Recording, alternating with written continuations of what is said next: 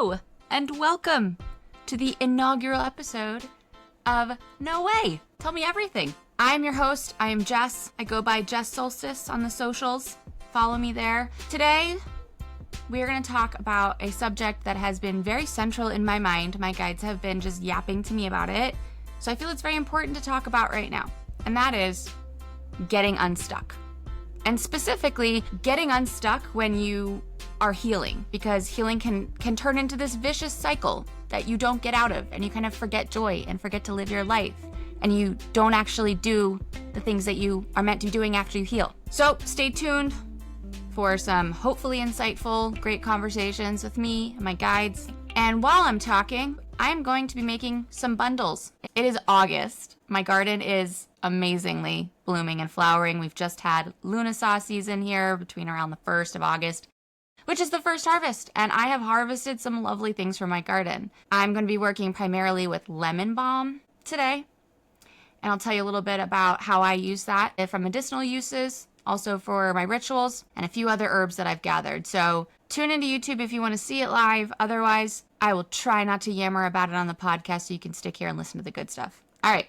Let's get started. Lemon balm. I love lemon balm. I use it for so many things. Culinarily, I love to get some lemon balm. When I'm using it in cooking, I use it a lot in baking. It's sweet. It has a little bit of a lemony flavor. It's kind of mint adjacent. I like to use it with a mortar and pestle and some sugar. Just grind it on up. Goes great on top of cakes. Pancakes it's really good with if you want a little bit of extra flavor on there. And generally just like sprinkling on anything sweet. It's really good with strawberries too. It really brings out the flavor of strawberries. But in that case, I actually mix it with salt and sugar because I think it makes it taste better. From a witchy standpoint, I personally use lemon balm a lot for a medicinal use of anxiety. I'm not a drinker. I haven't drank for almost 3 years now, so I don't make a tincture with it. But it is amazing in a tincture. You can take some, put it in some vodka or other high alcohol spirit, shake it around, put it in like a jar, put it in a dark place. I usually let my tinctures sit maybe 3 weeks. You can put it more if you want to. The most important thing is you got to go in and check it. Make sure the leaves are fully covered by the alcohol, or you can get some mold that grows on there, and that's not safe. Go in and mix around, make sure it's still covered every once in a while, like once, twice a week, and then just let it sit. And when it's done, you strain it. You have a nice tincture. You can use a dropper, put a few drops under your tongue when you have anxiety. As I said, I don't drink, so I don't use it as a tincture anymore. I use it in a tea. So when I have fresh lemon balm, I just put it in some hot water. Drink that up. I'll put my mint in there with it as well. Sometimes lavender if it's also I want a calming nature to it around bedtime or if I'm really worked up. And then from a witchcraft perspective, I use it a lot when I'm doing love spells because lemon balm is associated with luck, love. So I use it there a lot. And Mercury is in retrograde. I have a single friend and I want to make her a bundle to go around and clear some energy around herself and her house because Mercury is a fun little tricky planet. It is named after the Roman god, also known as Hermes in Greek mythology, who was a little bit of a trickster and a prankster, and one of the things he likes to do is stir up shit. So when Mercury's in retrograde, we have problems with communication, technology, transportation, and one little thing that you might notice if you start to pay attention to each time Mercury is in retrograde is people from your past might pop up. So I have a lovely single friend who's looking for love, and right now she keeps thinking about people that she's dated in the past. And I don't want her to do that because I think it's very clear for her already, as she has stated herself, that she needs to move on. So we're going to make a nice little smudge bundle that she can use in a ritual if she wants. She can use it to clear energy. She can literally just look at it if it reminds her. But we're going to put some lemon balm, some rose. So I'm going to use the lemon balm for luck and love. I'm going to use the rose to bring in that love, often associated with love, obviously. I'm going to use some rosemary too, because I want to give her a little bit of protection for her own energy, some discernment in who's coming into her life. And then I think I'm going to add a little bit of lavender to it as well, because who doesn't love a nice, calm person in your life who feels stable and loving in the best, most supportive way? And then I'll use a little bit of yarrow probably to bind that in, and maybe just a little bit of lime skin rind. That was the word I was looking for. Lime rind. To bring in someone new, something fresh. And then of course I'm going to use my red twine because red is associated with love. So we're going to love bomb her, literally. That's the name of it. I'm going to call it love bomb. So stick around. I'll be doing that while I chat. Let's get into talking about getting unstuck. So if you have started your healing journey, You might have noticed that it feels never ending at times. There are times when you're on your healing journey where you heal something and then the new thing comes up. It can start to feel almost a little bit like a video game where you have a boss of a level. You defeat that boss and then there comes another boss.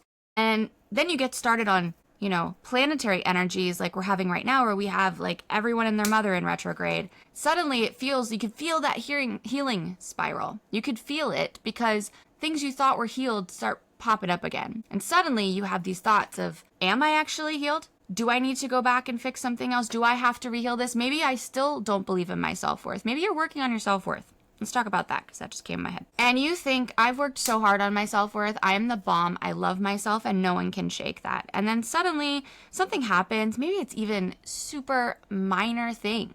Maybe you get a negative comment on one of your posts, or a colleague says something to you about your performance and you find that it's affecting you really heavily. And then you start to go back into that spiral of, no, that affected me. Maybe I didn't actually heal as much as I thought I did. Maybe I got to go back in and work on that again. And as a healer, I love healing. I love helping people heal. But I do find, both with myself and with others, that I have to be the voice of reason sometimes to say, hey, don't forget to live life. Life is meant to be fun and joyous and expansive. And if you stay in one cycle, it becomes vicious, right? We're really good during our spiritual awakening journey and during our healing journey of getting really good at noticing our patterns when it comes to our behaviors. It takes a lot more practice to notice your patterns in your own spiritual work. So it's very important that you understand the difference between a wound that needs to be healed and, for lack of a better word, a test from the universe. I hate calling it a test because I think that it has an implication of negativity. And I think that the universe always has our best interests at heart. It always is helping us to grow and expand, whether we believe that or not. And it definitely doesn't feel like it sometimes in the moment. But when you can take a step back and look at it, you probably can realize later on, when you have hindsight, that there was a lot of really good learnings in there. And sometimes we have these kind of lessons show up in our lives, these tests, to show us how far we've come. It's really to show you, hey, you still reacted. It still affected you, but look how much less it affected you. Look how much better you feel. You handled that so much differently. You did not get the 32-ounce soda, the huge popcorn, the 32 bars of chocolate. I might be speaking only for my ways of coping here, but you didn't do that this time. You had a square of chocolate and a small soda. There's progress. So you don't want to get in this healing trap of, oh, I have to keep going. I didn't actually heal it. And at the end of the day, if I'm completely frank with you, I'm one of those people who doesn't believe we ever heal anything. You can't erase what happened to you. It happened to you. The idea for me in my philosophy is I want to create a scar. I want to remember the things that have happened to me because they made me who I am today. They make me able to do the work that I'm doing today. I would never have been able to do that without all of these many experiences and wounds happening to me. It wasn't pleasant. I definitely didn't appreciate it in the start, but all these things are happening for a reason. So you don't want to go in with the mindset of I'm broken and I need to be fixed, because that's not at all how it is. There's absolutely nothing wrong with you. There's nothing wrong with you. I don't know you, but I know that for a fact. There's nothing wrong with you. There's just maybe some things that are holding you back, some limiting beliefs that you've adopted because of these wounds that have happened to you. And so I don't believe that you ever truly finish healing. It's not a goal that you're trying to get to. You can't hammer away at it for years and years and years and then eventually get a gold star that says, congratulations, yay, you did it, you passed, you healed that wound, it's gone now. It's not gone. You're going to keep having things that come in and trigger it. It's all about how do you handle it. What are you doing when those things come in? Do you go into self-destructive behavior, or do you handle it from a more regulated state and it affects you less and less? So, nutshell, rambling, that's kind of the trap you don't want to get stuck in. So let's talk about how do you get unstuck. Let's just take a pause here for anyone who wants to know about yarrow. I finished with the lemon balm cuttings. I'm going to look at some yarrow. It's this really delicate, beautiful flower. It kind of looks like it's in the family with Queen Anne's lace or poison hemlock, and that's what you have to be a little bit careful about. There's some very specific leaf shapes on those plants that will give you a very good idea of what you're looking at. You can also look at the way that the blossoms form. Queen Anne's lace or a hemlock, they're like rounder, and they do that like round thing, and then they close up when they're done. Yarrow just kind of loses its flowers and becomes these little tiny balls. Yarrow is kind of one of these all-around herbs that you can use in anything. I use it so much in healing salves. It is known as the healer. It is fantastic if used with like calendula, for example, and whatever else you want to throw in there that's healing. I have a couple different, one day I'll tell you about my healing salve. But this is really good in healing salves. And it's the same kind of idea as a tincture. You can put it in a carrier oil. I like to use vitamin E if it's a skin salve because vitamin E is great for your skin. You put it in there and let it sit for around 21 days. Again, in a dark place, go in, shake it a couple times, mix it around. It will release all those properties into the oil. Then you can mix it with some beeswax if you want to make it a salve. It's fantastic for healing. I also use it in tea I called it the Iron Lady because it's really good for your constitution and healing your constitution. If you're feeling low energy or like something's insurmountable and you can't possibly do it and you need that like oomph of like, yeah, I fucking can. I use yarrow for that. And in magical purposes, yarrow is purifying, it's binding, it's protecting, it's healing. So that's our lovely yarrow here. I recommend that you check it out if you're interested in it. It's lovely. Doesn't really smell like anything, so it's more for looks. Who hasn't heard that? All right. Jesus, the things I talk about. Okay, how do we get unstuck? Getting unstuck is 99% mentality. So we have a tendency, I shouldn't say I have in myself and have seen in other people, a tendency to have a bit of a savior complex. And this really comes a lot from our inner child whose needs weren't met. So if you grew up in a household where your emotional needs, maybe even your actual physical needs, psychological needs were not met, your inner child could be walking around with the savior complex inside of them where they never feel quite capable of saving themselves and they're waiting for someone to come fix the issue for them, right? And the problem with that is it really holds us back because the universe is not going to do that. They might help you out, but you're going to have to be the one to save yourself. And it can sound really dramatic because it feels that way in the moment. When you're feeling super stuck or like you don't know how to move forward and you need clarity, you're going to look outside of yourself. You're going to, if you want to go the super spiritual level, you're going to ask a goddess for clarity. You're going to ask the universe for clarity. You're going to ask your guides for clarity. You can meditate your days away asking for clarity. I never really get it. I might get nudges, but if I already know what I kind of need to do and I just don't want to do it or I'm holding it back or I feel like it's overwhelming, I'm not going to get shit. My guides are like, no, you know what to do. You just don't want to do it, And sometimes I at least feel like that's because whatever I know I need to do feels really hard and I don't want to do it.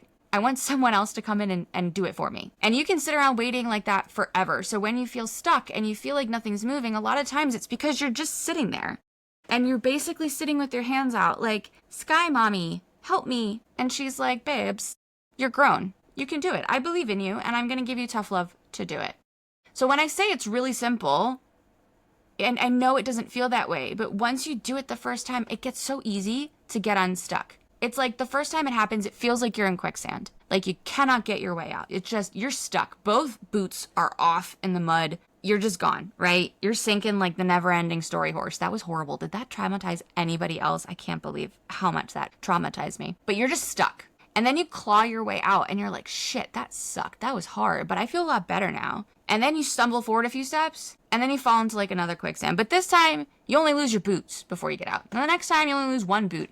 And then before long, you might like step in it, but you're out quickly, or you avoid it because you understand, right? It gets so much easier. It's this exposure therapy thing that I very much believe in, this tough loving, if you will. So it's just this mindset shift. What you literally have to do is one tiny thing at a time to get unstuck. Now, when I say unstuck, like I understand that's a huge range of things. That could be so many things. It could be spiritual. It could be in a career. It could be in a relationship. It could just be that you don't know what you want to do with your life. That's a big one. It could be anything. It could be, what do I want for dinner tonight? I don't know about you. I have that a lot. I literally never know what I want for dinner. But the best thing you can do is take a small step. So let's use the dinner example, right?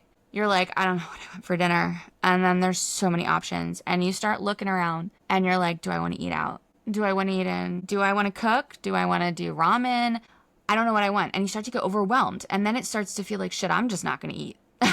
This is too much for me. What you need to do is ask yourself, do I feel like hot food or cold food? Do I feel like getting out of bed or do I not? And each answer helps you. You're like, do I want hot food or cold food? It's pretty hot out. I feel like I'm feeling like cold food. And then you're like, okay, cool, cold food. Do I want to go out and get it? Or do I just want to see what I have here? Let's see what I have here. And every single time you make a decision and you take a little step, it gets easier. And that's the same way it is with getting unstuck in literally anything. Let's take a job. So let's say you're unhappy in your job situation. And you're like, I know I want to leave and I need to leave, but there's not a lot of jobs out there that I like. There's not a lot of companies that agree with my values. I don't want to take a step down because I've worked really hard to get to this position. So even though I don't really like it, I'm happy with the money. I'm happy with the title. I don't really want to take a step down. So you start basically naming all these reasons why you can't do anything. Then you're just stuck here. Like, I can't do it because there's not enough jobs and the jobs that are out there aren't the same level. I'm not going to earn enough money. And you're literally stopping yourself from the problem. So one thing you could say to yourself is, okay, I'm unhappy. I hate it here. I want out. What's one thing that I actually like about my job? If you can't name anything that you like about your job, just straight up quit. Like, just leave, because nothing is worth staying somewhere where you really feel like you're dying inside. That is not a way to live, unless you absolutely cannot fathom the idea of working someplace that you think is quote unquote beneath you, in order to survive and get what you need until you figure out what you want to do. You should just leave. I hate feet. I would rather clean people's yoga mats, the sweaty feet yoga mats, than stay in a situation that I hate, especially because it's always temporary. Find one thing you love about your job. And then, why do I love that? Why does that make me happy? You know, I really like that. Why do I like that? What is it about that? I really like being a subject matter expert. Okay, great. Why do you like that? Well, I like gathering all this knowledge and being able to help people by spreading that out. Finding out even something like that is amazing, because you can then open your eyes to different possibilities. Does it have to be this type of job in this type of industry? Or do I have the capability to become a subject matter expert in a wider range? Or maybe me working here for 15 years, becoming the subject matter expert, makes me feel confident to start my own business and be a consultant and consult on whatever that subject is. And then I'm my own boss. Then I have my own issues to deal with, but I have to deal with them because I'm my own boss, and that makes me happy. You know, it's these little tiny things. It doesn't have to be, I was just talking about this with Morgan from Oops, I'm Evolving. It doesn't have to be black and white. It doesn't have to be everything or nothing. And that goes with healing so much as well. You can work for a little bit, like sprints, like do little sprints. You work on healing for a period of time, and then you take a break. Then you go live. I, every year, do something called Persephone's Path of Persephone. It's because I honor my energy very much. And in fall, probably around to springtime, around the time that Persephone from the Greek mythological story, or Kor, was taken in by Hades to the underworld, stayed in the underworld, became the queen of the underworld, and then came out in the spring, you know, everything starts blooming again. Her mom's happy she's back. Her mom sounds a little overbearing at times in this story. I think the story was probably written by someone who hated their mother-in-law, if I'm honest. But this whole story of like going in an introspection, and I work with that energy. So I do most of my healing work on myself between autumn equinox and spring equinox. That's usually the time when I feel called to do it. And then I live a completely delusional, joy-filled, life is magical time in between. Now, it doesn't mean that when I'm healing, I'm miserable in bed not doing anything else. That is not a way to live. Again, half a year like that. I already live in the Nordics where there's no sun. I love it here, but God, that time of the year is hard. I know my fellow Nordic people understand. You have to find the magic in life. So there's something in therapy called titration, which is basically doing things in small little bites. That works really well when you're doing healing. Now, I don't titrate. I'm not a titrating kind of person.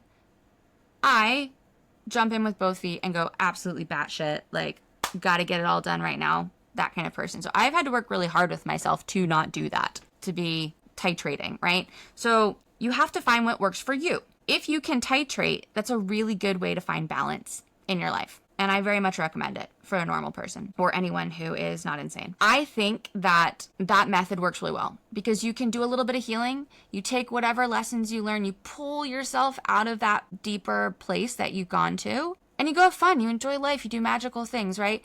And it can be on your own terms as you want to do it, right? Joy is such an important thing that we all have to have in life. And right now, the world is a basket case.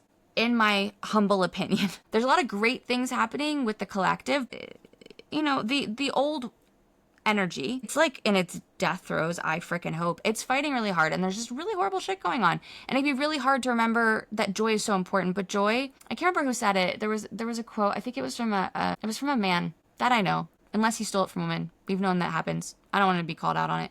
There was a lovely quote about joy being an act of resistance, and I actually think that it is, because in a society, in a situation that wants you feeling down, that wants you feeling distraught, powerless, joy is an act of rebellion. And it works the same way with yourself. Feeling joy reignites that part of you that feels powerless. Because the vicious circle of healing, part of the problem with it is it keeps you in a victim mindset. All these things happened to me, when you need to think all of these things happened for me. And I know that there's a lot of people who do not like the idea of that. And I understand. I do. Because some really horrible things happen to people. And telling somebody that everything happens for a reason is a very, very painful thing. And I will never do that to any of you. But I would offer to say, look at the things in your life and question, did I actually get stronger from this? Did I learn something from this? Can I find the positive in a horrible situation? When you focus so much time on the things that have kept you back, that have diminished your light, that have made you forget how powerful you are, that have made you feel like a victim, it can keep that feeling alive in your energy. And the danger comes when you spend too much time there, that your subconscious really starts to focus on that and believe it. And suddenly, yes, everything does happen to you and not for you, and you are a victim. So part of that joy, that doing these small things, it's again telegraphing to your subconscious, shifting your energy into a state of power, of ownership. I love to, whenever I'm feeling really low and disempowered, powerless, I like to put something on my altar and ask a goddess to lend me strength. That's what helps me in a lot of situations. If I literally cannot pull myself out to remember that I am so freaking powerful, I will ask one of the goddesses that I work with to help me to find that light again. Another thing that I like to do when I'm feeling very down, very powerless, is to do something for other people that brings me joy. I also think a trap of healing, of this vicious cycle, is, now this is going to sound contradictory, because if you work with me, you know that I firmly believe that in some way, shape, or form, we are all the center of our own universe. And I do firmly believe that. So I know this sounds a little contradictory, but sometimes when we get stuck in our own pain, we forget that everyone has pain. We forget that, because we're focused so much on ourselves, The thing is, everyone is going through their own center of their own universe, dealing with their own stuff. Something that personally makes me feel a lot better, and is in fact backed by science, is, as I tell my kids, when you fill someone else's bucket, you fill your own bucket. So a way to get out of feeling stuck and feeling powerless, because that's what feeling stuck is. Let's just be completely honest. Feeling stuck is feeling powerless. One way to do that is to go and remind yourself that there is beauty in the world. There is beauty in helping other people, and you have the power to do that. You have the power to contribute in a positive way to helping other people and making other people feel good. So doing things like this, for example, God dang it, I didn't wrap it yet. If you're watching, you know what happened. If you're not, don't watch. Doing things like this for other people brings me a lot of joy. And I always personally find that if I'm feeling stuck, what I will do is do some sort of act of kindness for other people. And it will really bring me out of that stuck feeling. Another thing that I love doing, maybe it's the Taurus in me, is resting. And I know that might also sound strange to some of you, because you might be thinking, if I'm feeling stuck, the last thing I should be doing is sitting still and waiting. You would be probably wrong, though. Because I would challenge you to say, are you actually resting? Are you actually allowing yourself to rest? Or are you scheming of what you can do to get out of where you are immediately? Or I'll give you an example. I have a friend whom I love dearly, my soul sister, who is having a kind of hard time right now physically. She's having some health issues. And we both firmly agree that the universe is asking her to rest. She's working very hard. She is a very successful person. She's very driven. She's working very hard right now. But the universe has been asking her for a while to chill and to rest. And I love this person like the other half of myself. And we are very similar. So I get it to a degree. But this bitch does not rest. She doesn't rest. And I get it, because I don't either. My husband, it's like a freaking joke with us that I'll be like, I'm just going to rest today. And then he'll come in from outside and I'll have baked like 3 cakes, have a bunch of syrups going, organized a protest march. I don't know, like literally. And he's like, how's it going with that? Like, that is not rest. We've been very programmed by capitalism and society that rest is just not working. And how many people do you know, for example, who are sick, who need to sleep, and they're like, I can't attend meetings today because I'm sick. I'm just going to answer emails. That's not resting. Resting is literally doing fuck all. And fuck all that makes you happy. So if that's sleeping, I sleep so much. I'm such an old lady. I go to bed at like 9:30 or 10 every night, and I would sleep until 9 or 10 if I could. Resting, going to see a movie, doing something that brings you joy just because it brings you joy, not because it's productive, not because you need to be doing something, but just because I really want to do this. I'm going to do it. That is a form of rest. And when we allow ourselves to fully rest, what happens is we open up to our feminine energy. So let's just do a quick little, what is the difference between feminine and masculine energy when it comes to energy work and healing? Our masculine energy is very go, go, go. It's a get shit done energy. It is very much assertive, confident, not in a toxic way, but very much how do I show up in life? And how do I go after what I want? And it is such a necessary balance to have both of these things. And most of us are not balanced. That's fine. I'm certainly not balanced. I live much more in the masculine energy. But the receiving energy is in the female side. The nurturing, the creative expression, that clarity you're probably looking for to get unstuck, that's all in the feminine energy. And she can't show up when you're doing a bunch of stuff because you're living over here in masculine. You got to come back into the feminine. And part of that is just straight up rest. It's straight up rest. There's like a scientific study that women need like, they use 1.5 to 2 extra hours a night of sleep to function properly. And that also goes for our energy. I feel like it's very symptomatic of the fact that we squash the feminine energy. Society, oh my God, don't get me started on the patriarchy, smashes the feminine energy. So we don't know how to be in a state of rest. We don't know how to be in a state of receiving. You cannot get clarity when you're not in a state of receiving. So if you're feeling stuck and you want to have clarity, frickin' rest, completely rest, and learn to rest without guilt and without shame. If you're a mom, woo, that's so hard. That is so hard. We give so much of ourselves up as moms. We forget to live for ourselves. I'm going to have a guest on in a few weeks named Danny. Love her. Met her at our old corporate job. She has a podcast called Where Did I Go? And it focuses so much on what happens to you when you become a parent. As a mother, I've experienced that feeling of not being able to put yourself first, not being able to fully rest without shame and guilt. Whether or not you're a mother, you're going to struggle probably with doing absolutely nothing because that's how society has conditioned us. But when you're a mom, I feel like it's triple. It's triple that, especially if you have a partner who's basically an extra child. And I know a lot of people struggle with that, but you have to start setting a boundary that you need rest and you need time for yourself. And rest can be going to an art museum. Again, rest can be something that sparks you, that makes you feel so at ease and so at peace, and you're doing it just because you want to do it.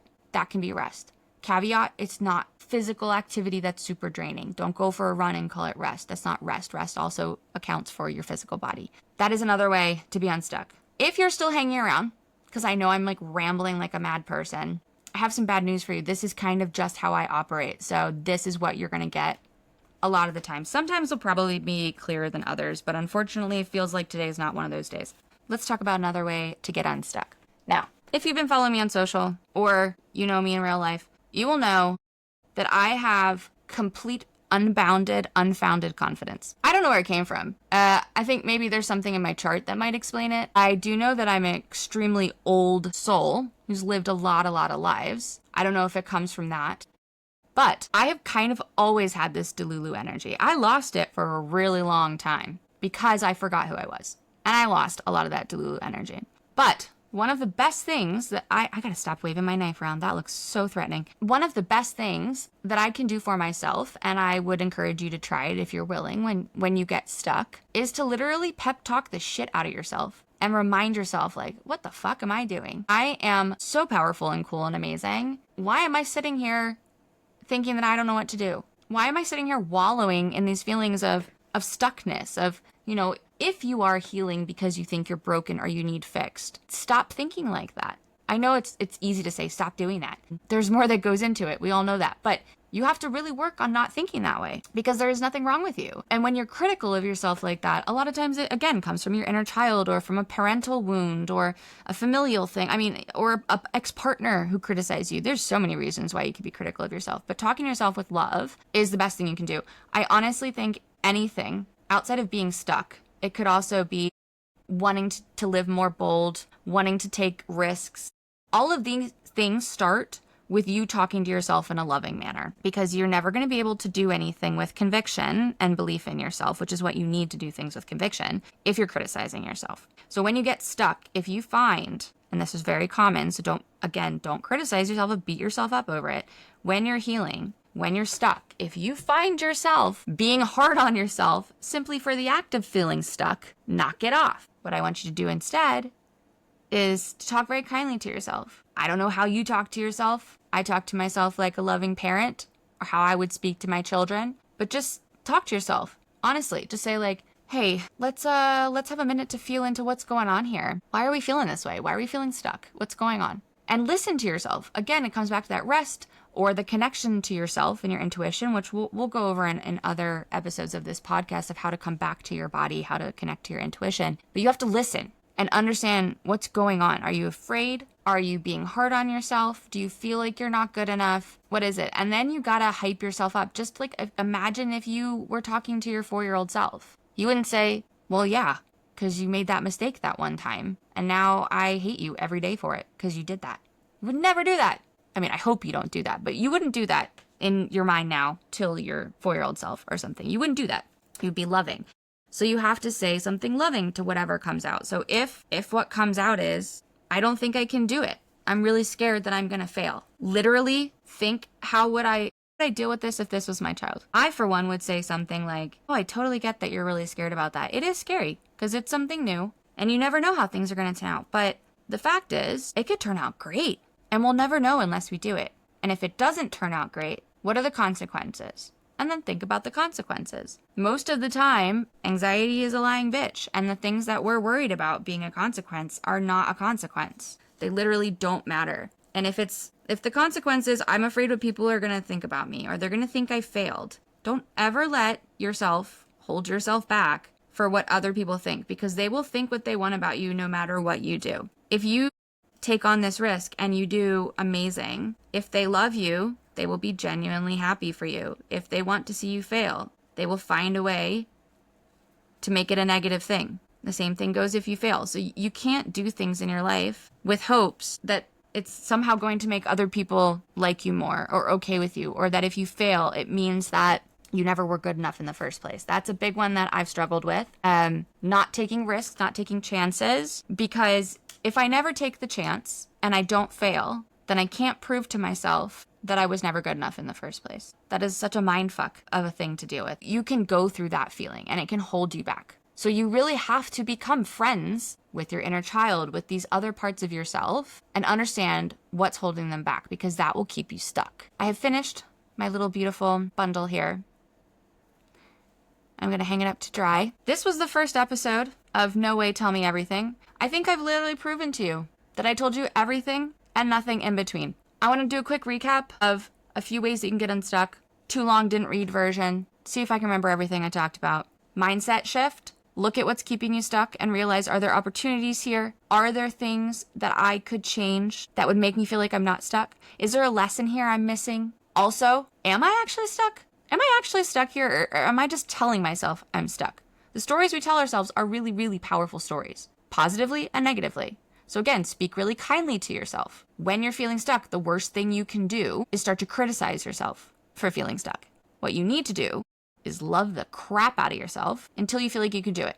Imagine you have a parent on the sidelines of your soccer game cheering you on. You're going to feel a lot better than if you have a parent on the sideline of your soccer game telling you suck. Keep that in mind. Always talk lovingly to yourself. Remember joy. Remember joy, and that life is meant to be joyful and magical. Take yourself out to your favorite museum if you like that. Go to a concert. Call up a friend just to talk to a friend.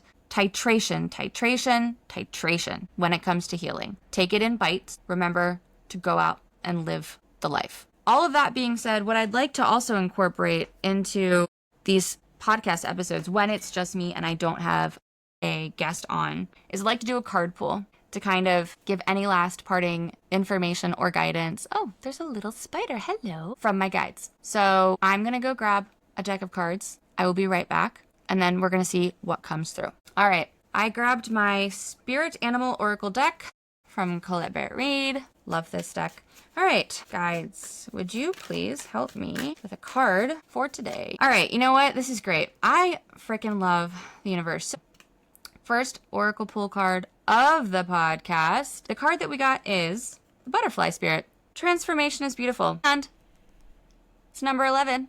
If you're not big into numerology, angel numbers, all that jazz, number 11 is the sign of spiritual awakening, of transformation, of aligning to your path. And this fits in, of course, so amazingly with what I've been talking about getting unstuck. Stuckness is part of a transformation. When you're feeling stuck, it can feel uncomfortable. It can feel like you want to get out of it and you don't know how. But this is exactly where we need to remind ourselves that feelings of being stuck, of not being where we want to be, of not living the life we want, are meant to push us out of our comfort zone, meant to help us address whatever is holding us back so that we can move on, so that we can transform into this beautiful butterfly. We will go through so many periods of this throughout our life, whether you're working on healing or not. Every single person is going to go through it. If you're not spiritually awakened, if you don't believe in it, if you're not into this world at all, you could just attribute it to feelings of blasé, boredom, laissez-faire, whatever you want to call it. And that's totally fine. In my opinion, labels don't mean much. What means much is the experience. So you're going to go through this no matter what. The question is, do you let go? Do you keep living? Do you understand that this is happening for you? That stuckness is a kind of in-between. It happens a lot when we're working on aligning to our higher purpose, when you're working on shifting to a higher timeline. Anywho, remember that this stuckness, there's beauty in it. Even in the stuckness, there are lessons. Even in that feeling of how do I get out of this, there is beauty in receiving and sitting and waiting and learning and transforming. All of those things exist in that stuck space. Change your mindset. As soon as you understand that you're not stuck, you'll be able to move forward. I'll talk about this more in other episodes, but I'm a firm believer that what you're not changing, you're choosing. That everything in life is at its core a choice. It's either a choice of staying in a situation you don't want to be in, or as we know, there are situations where things are going on around you that you don't have a choice in them happening around you, but you have a choice in how you react, how you respond, and how you move forward. So everything is a choice. Staying stuck is a choice. If you want to fall back on your comfort, for example, I like to read fantasy novels. When I'm feeling particularly stuck and like I don't want to make a move, I can always catch myself squirreling away into those fantasy worlds. It feels like an escape from the stuff I know I have to do. But that is a choice that I am making because ultimately, whether consciously or subconsciously, I know that I need to change something. I'm choosing something else so I don't have to choose that. Everything is a choice. If that helps you shift your mindset, then that is a great lesson to understand. It definitely helps me, and it helps a lot of the people that I work with to understand that it can feel monumental to do that mindset shift. It's not as easy as just saying, oh, okay, I'm choosing this. Well, then I don't choose it. You have to work at it. And part of that is the tips that we talked about, the joy in your life, the making small changes, the resting to receive. Those things are also choices. It is something that you have to work on. It's not easy to just shift from one mindset to the other. That is a really beautiful way to shift into a more empowered mindset that will allow you to get more clarity. And just a last note on clarity, you don't need clarity to take the next step. We like having clarity because we live in a world where a lot of stuff's out of our control. And if you have control issues or you're just a human, let's be honest, knowing what's going to happen and where you're going feels safe. But don't trick yourself into not moving because you don't have clarity. Because all you need to do is the next right step. The next minor, small, it can be the smallest thing, but the next thing that feels right to you. Just one step after the other. That's all you have to do.